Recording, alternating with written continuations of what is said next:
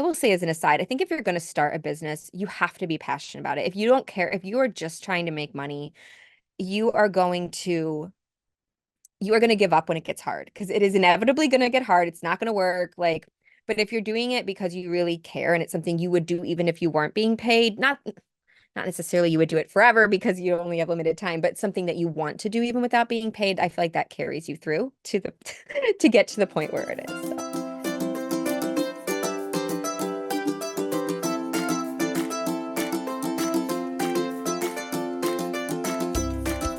Hi, Linda. Welcome to the Teacher Biz podcast. Thanks for having me.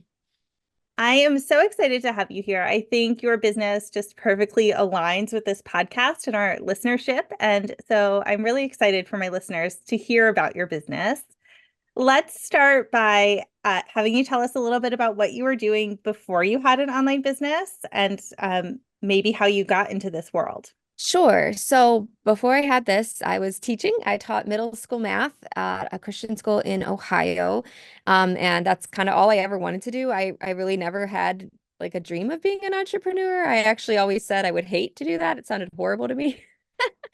So I was teaching. For me, the story was more I don't know, everyone's origin is a little bit different, but for me, I got pregnant and my husband and I had decided I'm going to stay home, at least for a while with them. So I went home. I was actually working like part-time for my school still in the office and such. And then it kind of got to the point where I said, okay, I think that's going to go away. I was picking up odd jobs. I was writing for a curriculum and just doing kind of whatever I could find to, you know, keep myself busy and find, make up a little bit of that salary. And then honestly, the way it started for me, like I said, it was very backwards. It was not intentional. I did not say I'm going to start a business. I was praying and I felt God leading me to say I could write an ebook. And at the time that felt really accessible. I was like, and it actually is very easy to publish an ebook. You don't need a lot of tech setup or anything. So I said I can write this book of lessons I learned as a teacher because I had just a lot of thoughts in my heart, my mind I wanted to share. So I wrote the ebook probably in about like 2 months. It was very quick. I wrote it, I got it done, and I put it out there. I was like, this is great.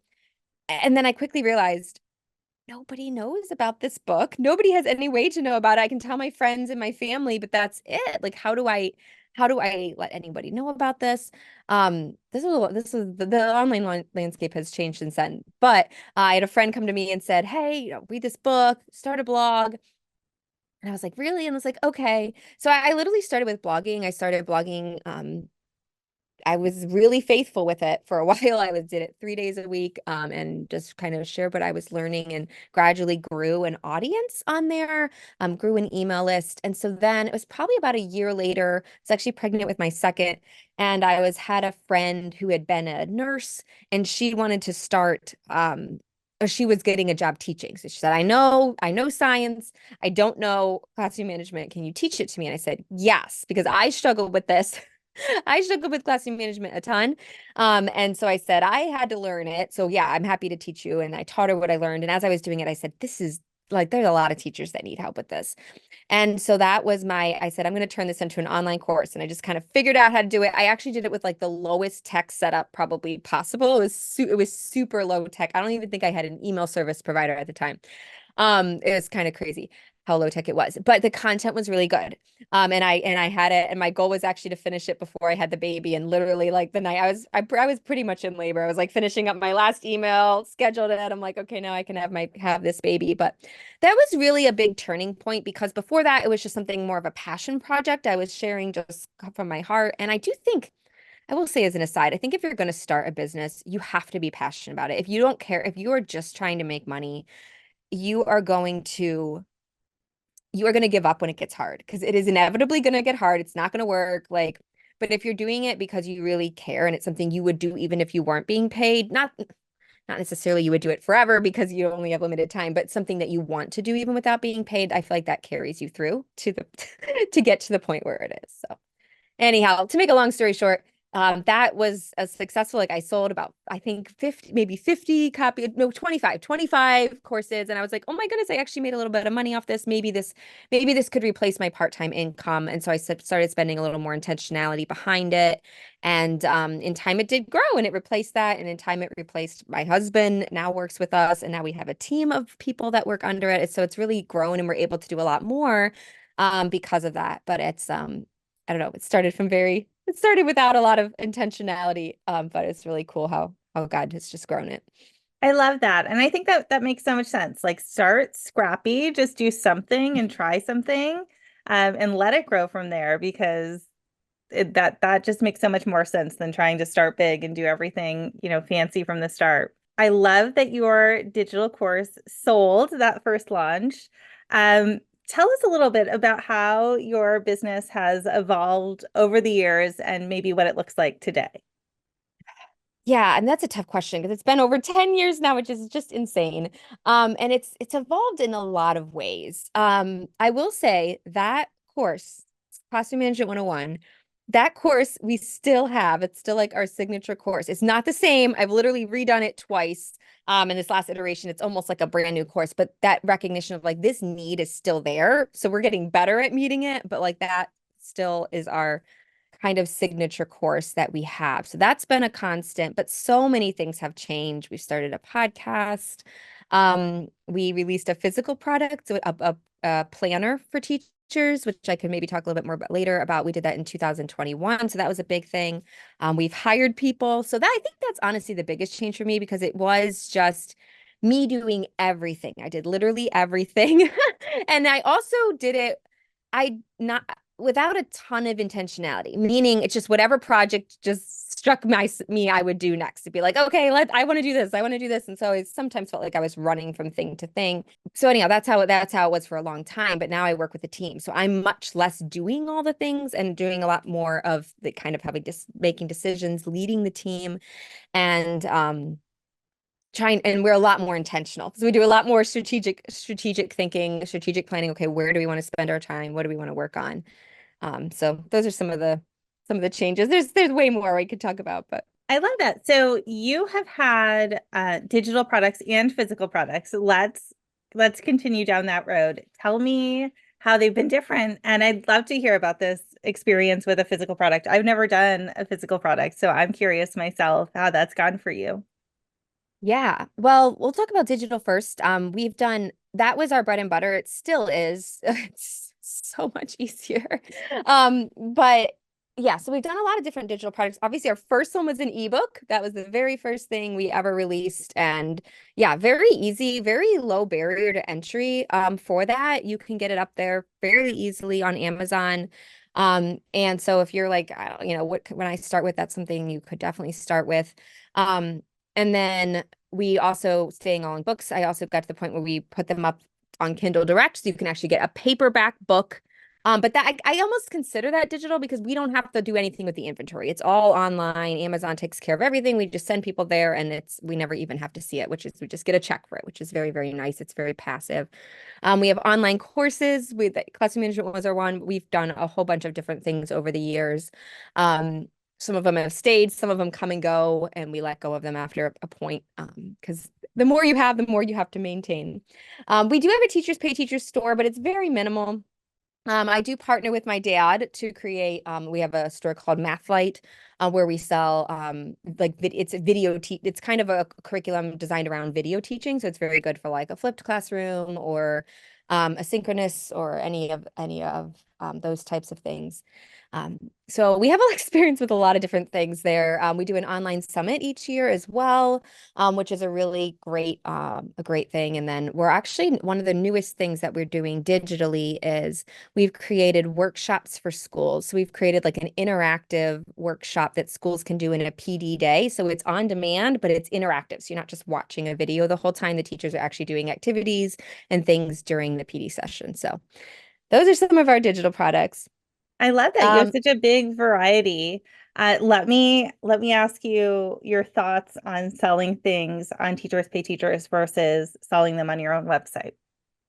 Yeah, this is a great question. I mean, I think this is my experience is just so different from so many people. So many people like they start on TPT and that's where they start. And that wasn't where I started. So the TPT store for me, it's always just been like a little side thing that I threw some stuff up in. Honestly, I don't spend any time on it. We actually just had a product that we're like, oh, I guess we should throw this on TBT. We're like, oh yeah, we should might as well put it up there. So I don't do a lot on there for Teach for the Heart, although we do have Mathlight is a lot of stuff on TPT and that's a big focus. So I think I'm just trying to think. It really depends what you want to do. If it obviously having something just on TPT is way less tech, you need way less, like there's way less work as it were. So if you're just like wanting to get started, TPT is an amazing place to start because you have all the tech there for you. You don't have like it's so simple. And also because there's some traffic there automatically, like people, it has a way to find you. If you put something on your own website, there's literally like no way for people to find you unless you drive that traffic. So I think it's kind of in levels. It's simply, kind of that low barrier, get started. TPT is a great spot. But if you're getting to the point where you're like, I want to drive my own traffic, I want to do ads, I want to do things like that, then your website is going to be a better place. You're going to have a lot more control, ability to run like time sensitive promotions and like all that kind of stuff that can really help out. And then obviously it's more expensive that you have to pay for all that tech setup, but then you also get to keep the extra percentage too. So I don't know if that answers your question. Yeah, no, thank you for sharing that. I have a lot of opinions about TPT versus your own website. I lean towards your own website because I think there's a few problems with TPT, like not keeping the email address of your customer. But it's really Yeah. interesting to hear everyone's experience. And I know that's always something that my listeners are interested in. Yeah, if you're all on TPT, it's not yours. You're like it's almost like you're renting a space. So Mm. just be aware, like you don't really own it. Like you don't own your customers. You Mm. don't, but it can still be a great place, a great marketplace, and a great place to get started or to supplement what you're doing.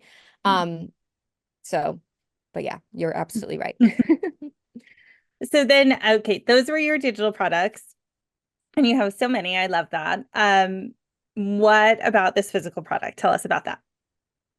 Yes. So our physical product that we have is a planner for Christian teachers. It's called Pray and Plan. It's a beautiful spiral bound planner. And it has, oh, my husband. This year we actually, normally it's a bigger one. This year we have a mini one, which is really my absolute favorite. And so it has, there's different versions. Some are focused more on daily to-dos. Others have space for lesson planning. Oh yeah, here's the bigger one.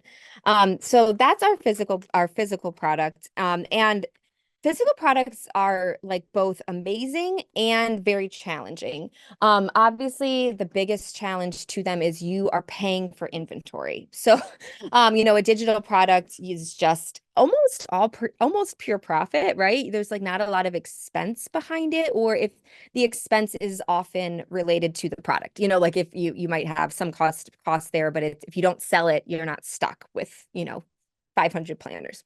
So that's the most scary thing about doing a physical product is you have to buy the inventory. It can be very expensive to do that, but there's also less competition in physical products because they are harder. There are fewer people doing it. And not to say there's no competition in physical products because there is. But if you have an idea and something that's unique, or honestly, a lot of people have their digital products, but some people want the physical. So I think it is a way to differentiate yourself if you're going to sell something actual physical. I don't know if you have any specific questions. I mean, there's a ton of lessons we've learned and a ton of things. It really is just a matter of just solving one problem at a time. I actually just did a podcast episode. If anyone's interested in hearing more about that one, there's actually one we're just releasing, I think, this week on our podcast, the Teach for the Heart podcast. We're actually going into more of the backstory of the planner and some lessons I've learned Oh, I along love the way that. with that. We can link to that in the show notes for this Okay. too, so others can hear. What is your podcast generally about? This feels like a good time to tell our listeners about that. Sure. The Teach for the Heart podcast. It's called tackle teaching challenges from a biblical perspective. So you've heard me mention God and Christians a few times. That is our audience, that is our primary audience. And I do think it is important when you're creating a business that you do at some point figure out. You might not actually know when you start. I didn't have this clarity when I first started. But at some point we said this is our primary audience. Like we are talking to teachers who have faith. And the reason that we decided to kind of niche down into that is we found over and over that teachers were saying, like, that's what's resonating. That's what I can't get anywhere else. I can get a lot of other teacher resources everywhere else, but there's not a lot of people giving the biblical perspective on it. And so we recognize, and that was something we were passionate about. So like our passions and the market need like met there. And so we said that's who we're talking about. It doesn't mean we always talk about the spiritual side of things on every single episode, but it's kind of unapologetically that's who we have in mind, and we don't shy away from that side of it, if that makes sense. So we talk about practical teaching challenges, all kinds of things, all different issues. We sometimes it's just me, sometimes we have guests on.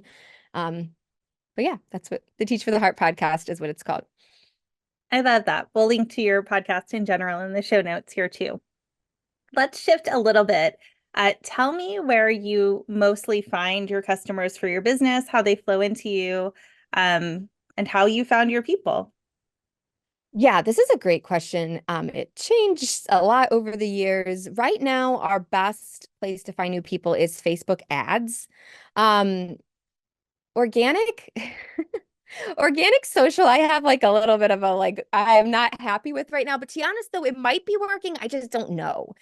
So it almost feels like a big waste of time to me, but I don't know if it's a waste of time. So we're doing it, but I don't know if it's working. It's kind of like driving me a little bit nuts. So I actually that's going to be one of my priorities for the remainder of this year is kind of really digging into organic and trying to figure out, is any of this working? Are we actually getting people through this? Are they just liking and that's it? They never see it again.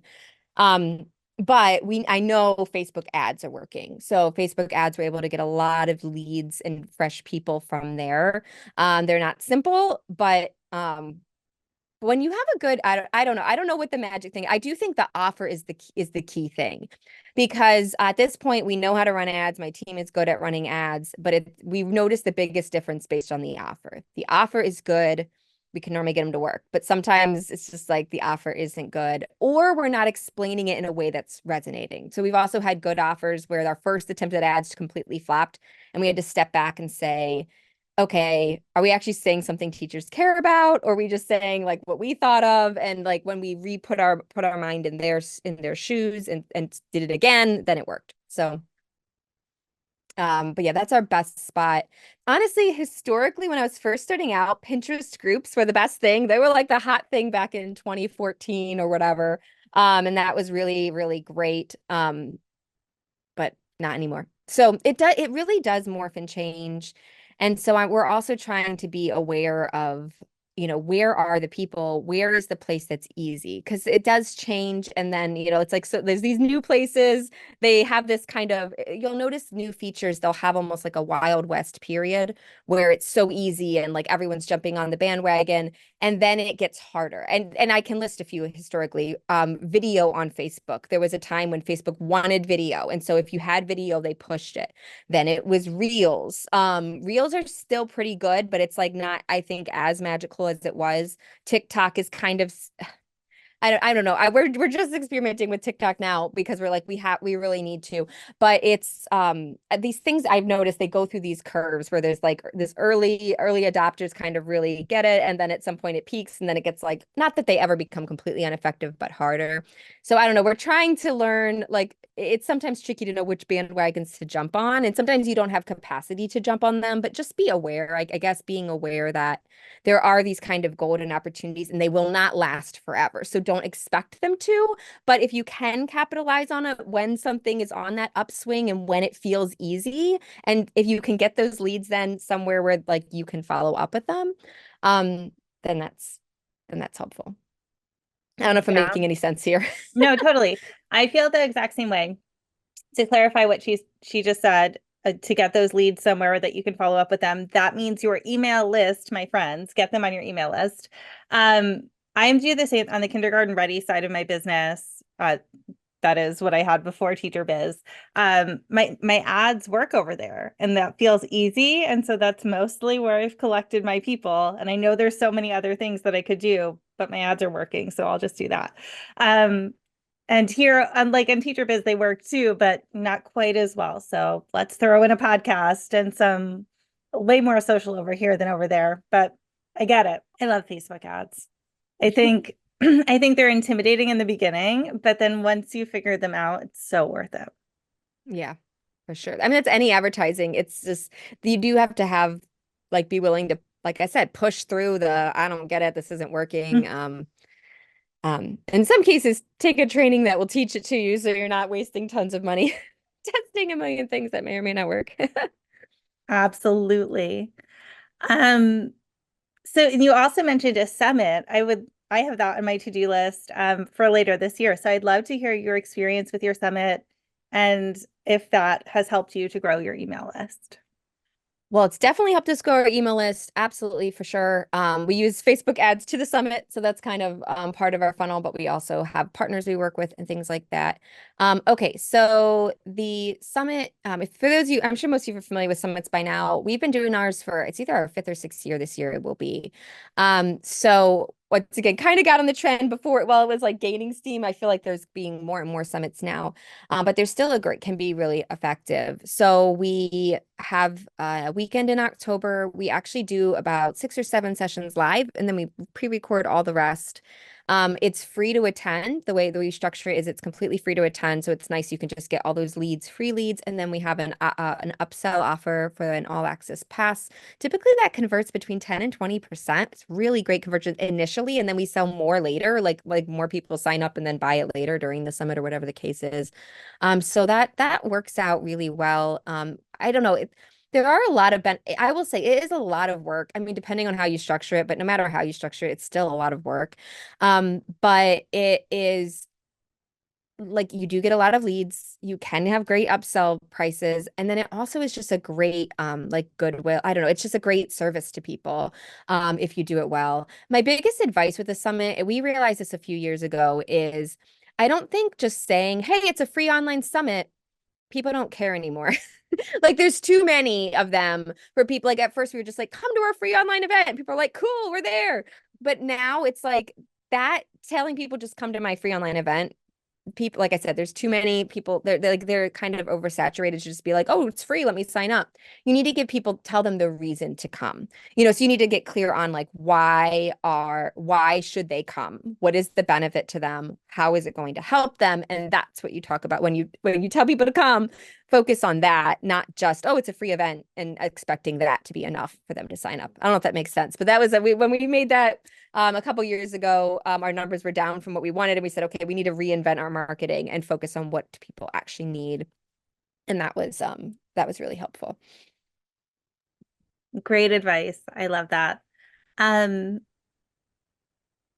Speaking of advice, what advice would you give to a teacher who is just starting out in their online business? I know you shared a lot along the way here, but is there anything else that you would tell her? Yeah, that's such a good question. I mean, I've already mentioned you really, I mean, I don't know, maybe you, I don't want to discourage you before you get started, but you really do need to, I guess I would say, find something you're passionate about, because if you aren't, if it's just for the money, I think it's just too much work up front that you're gonna give up at some point, and probably before you really made enough that you felt like it was worth it. But if it's something that you are passionate about and are just like, I would really love to get this out into the world, that is going to help you push past the challenges. And that's just, maybe that's the second thing, is just be willing to keep pushing, expect it to not always be easy, expect ups and downs. Sometimes it's like a roller coaster. It's so exciting when something works. It's so frustrating when it doesn't and you don't know why, or you have to reinvent it. But being willing and ready to push through all of that. Trying to think if I have any like more specific like do this advice. What kind of are there certain kinds of businesses most people listening might be interested in? Generally, my teachers go in towards the education avenue. Sometimes they don't. Sometimes it's just they have a teacher background and they Hmm. want to create a business about something else. Most of the time, I feel like they lean content based. I know one student comes to mind that did go down the classroom management path like you have. Um, but mostly we're kind of all over the place. I have a handful of students who are special needs teachers and are creating products to support um, in that, whether in the classroom or at home. And it's about a 50-50 split, whether we're helping teachers or we're helping parents with their children with this education background. Gotcha. Okay. Well, that brought a few other things to mind. So another thing I would just say is, as far as expectations, expect that building your product is actually the easy part. And then once it's done, you have to sell it. So I don't know, like once again, I'm not trying to be discouraging, but I think that's important to recognize. Building the product can take a long time and take a lot of work. It definitely does. But I think once you have it, marketing it is maybe even harder and takes probably just as much work over time. So just kind of being ready for that. And then B, I would say, as you think about marketing your products, and then I have one more thing about making a product. As you think about marketing your products, as you get into that, if you're like, I'm not selling enough, it's important to like try to figure out where along the way the issue is. So just like a simple marketing concept, you start with like getting in a lead, right? Like someone doesn't know about me. Okay, now this person knows about me and they might be interested in this topic, right? So there's the lead, then there's the nurture, which is just kind of getting them to know you, know what the product is. Then there's the sale point. Do they get the product actually buying? And then there's delivery of it, which that's normally really an easy part for us that sell online. It's just send it to them. And then there's if you have upsells or retention or any of that. But those are a little bit more advanced, that last step. But those beginning steps, getting a lead, nurturing it, turning it into a sale. If you're like, okay, this isn't working, you need to kind of go like get some stats, look at your numbers and figure out where is the problem. If you are getting in hundreds of leads, but no one's buying, then your problem, more leads isn't going to help. You know what I mean? Like nobody's buy. So you need to look at your conversions and figure out why are the people coming in and not buying. And you can dig down into the stats on that too. Are people clicking on your emails and getting to the sales page but not buying? Then it's a sales page problem. Is no one clicking on your emails? No one seeing, only 10 people saw the sales page, but I made one sale. Well, then your sales page is amazing. You have a 10% conversion rate, but your problem is getting people to the sales page. So if you can dig down, even if you're not a numbers person, if you can dig down a little bit into where along that like kind of picture, what are all, and maybe even write down, what are all the steps people would take from I've never heard of you to I've bought, and then go back and try to figure out where along the way are the holes. Where am I losing everybody? Because otherwise you could sometimes spend your time fixing something that isn't the problem. And then rather than fixing, there's going to be there's going to be pieces along there where that's the issue. And if you can pinpoint that, that'll help you. So I like that. That is really specific and actionable. Awesome. You said there was one more thing about creating the product that you wanted to talk about.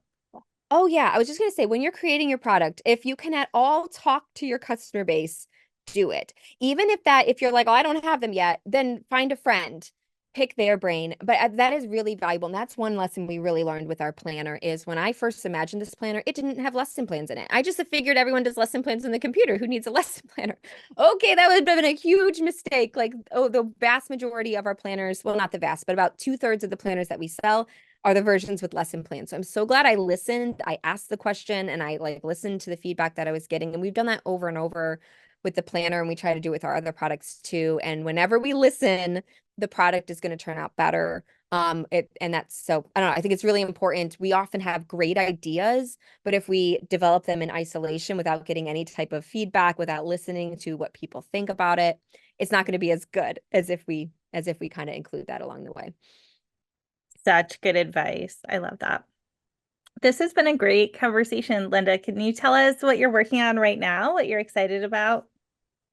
Well, we have a lot going on right now. And honestly, that's something I struggle with sometimes. I'm like, I wish we just had one product that did amazing, but every business is different and you have to find what works for you. And so we have a lot going on. We're selling the planner right now, which is really exciting. We've got some in our garage right now, so that are getting ready to go. So this is definitely planner season for us. We're also excited to see schools using our workshops, hopefully coming back to school. They're really kind of designed for PD days, so a lot of those will happen in August. We're also preparing for a free classroom management webinar that'll be coming up at the end of July. So those are a few things on the horizon for us. Sounds exciting. Where can my listeners find you online? Great question. The best place is our website. It's teachfortheheart.com. That's teach the number four, theheart.com. That's kind of got everything. We're on Facebook, we're on Instagram, we just got on TikTok. So you can find Teach for the Heart, YouTube, all those places as well. But the website's the easiest place to start. That sounds good. And we'll put that link in the show notes as well. Thanks so much, Linda. Thank you for having me.